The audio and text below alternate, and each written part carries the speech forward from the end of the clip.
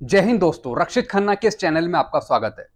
दोस्तों, आज के इस वीडियो में मैं आपको एक महत्वपूर्ण जानकारी देने वाला हूं और यह जानकारी हर एक ओआरस के लिए, जेसीओस के लिए, एफसीओस के लिए, यानी सिपाही से लेके कमीशन ऑफिसर्स तक।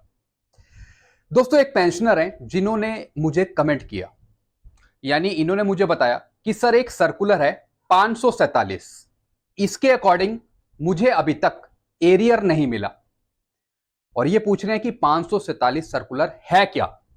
तो दोस्तों, आज इस वीडियो में मैं आपको इस सर्कुलर के रिगार्डिंग पूरी जानकारी दूंगा और आपको बताऊंगा कि इस सर्कुलर के अकॉर्डिंग आपको एरियर कैसे लेना है। अगर आप सिपाही हैं, नायक है, हवलदार है, नायब सूबेदार है, सूबेदार मेजर है, या फिर कमीशन ऑफिसर्स है, या फिर एससीओज हैं। दोस्तों, मैं आपको सर्कुलर दिखा रहा हूं। अब ये है वो सर्कुलर। पहले सर्कुलर निकला था 547, ये पहले का सर्कुलर है।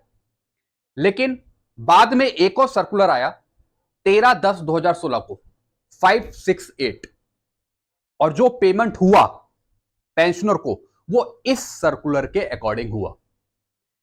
अभी बहुत से ऐसे पेंशनर हैं जिनको अभी तक इस सर्कुलर के अकॉर्डिंग एरियर नहीं मिला है। अब जानते हैं कि सर्कुलर है क्या।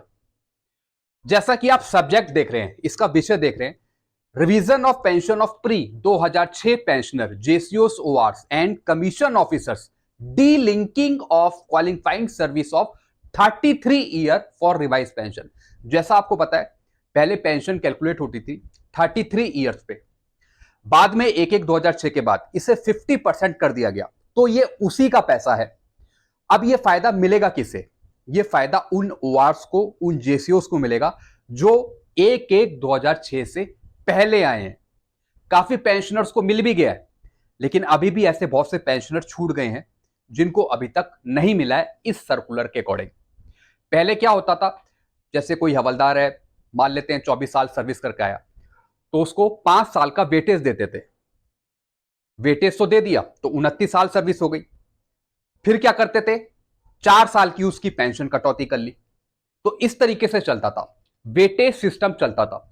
लेकिन बाद में इस वेटेज सिस्टम को हटा दिया गया, जैसे कि D linking of qualifying service 33 years. जैसा मैंने आपको बताया, पहले 33 ईयर्स पे पेंशन कैलकुलेट होती थी सर्विस पे, लेकिन बाद में इसे हटा दिया गया और 50% कर दिया गया लास्ट पे ड्रॉन का। उसके अकॉर्डिंग अब आपको पेंशन मिलने लगी। तो ये उसी का पैसा है। अब कितना कितना पैसा बन रहा है, सबसे ज्यादा फायदा यहां पे होता है सिपाही से लेके हवलदार तक। मैं आपको दिखा रहा हूं, सिपाही से लेके हवलदार तक सबसे ज्यादा फायदा है। बहुत से हवलदारों को यहां पे किसी को 35,000, 80,000, 85,000, सिपाही नायक को 1.5 लाख, 2 लाख इतना का एरियर मिला है इस सर्कुलर के अकॉर्डिंग।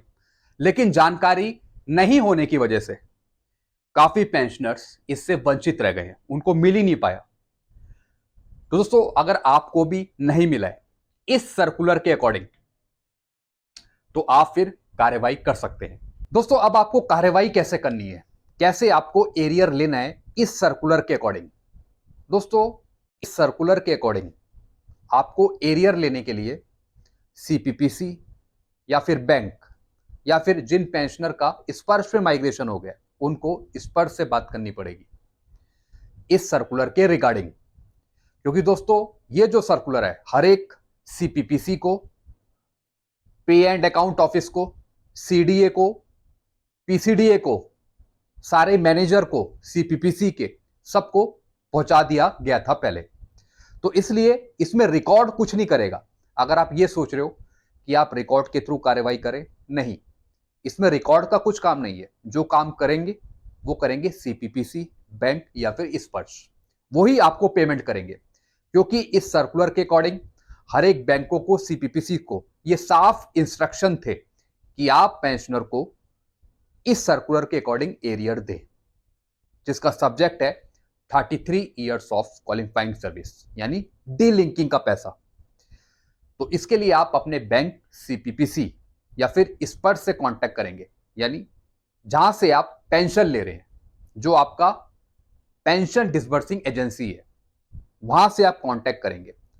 अगर उनको नहीं पता तो आप ये सर्कुलर दिखाएंगे और उसके अकॉर्डिंग बैंक सीपीपीसी इस पर आपको एरियर प्रोवाइड करेंगे, पूरी कैलकुलेशन करेंगे वो 1/1/2006 से।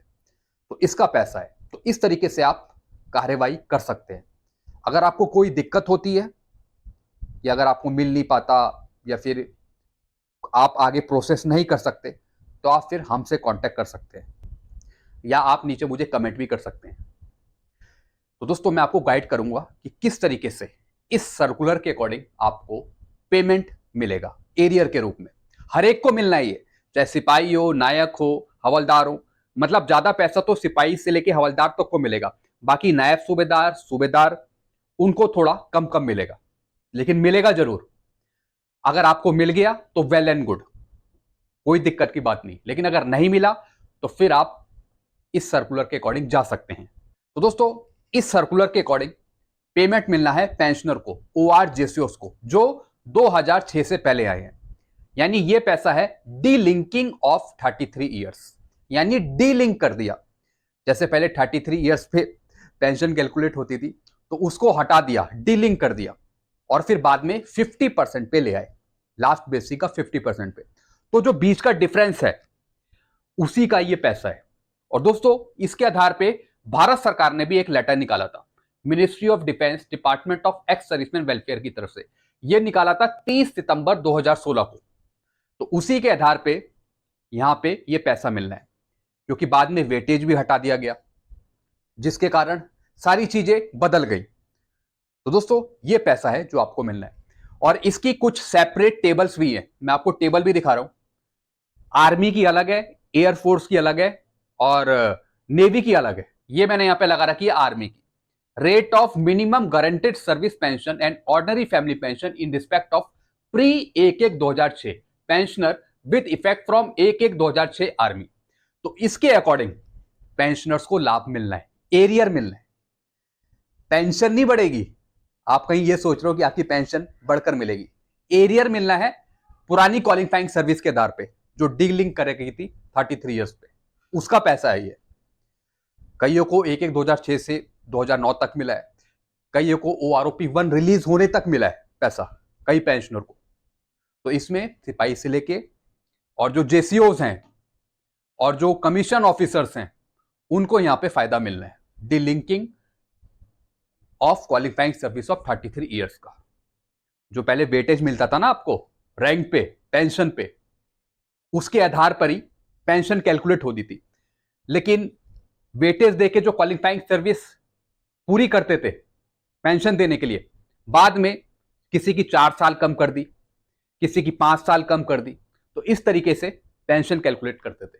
तो दोस्तों अगर इस तरीके की जानकारी आपको नहीं मिलती तो आप फिर वंचित रह जाते हैं सर्कुलर के लाभों से जो PCDA भारत सरकार निकालती है। तो दोस्तों ये मैंने आपको कुछ जानकारियां दी। अगर आपको और कुछ पूछना हो तो नीचे कमेंट कर सकते हैं और वीडियो आपको अच्छा लगता है वीडियो को लाइक करें और चैनल को सब्सक्राइब कर सकते हैं। Thank you so much.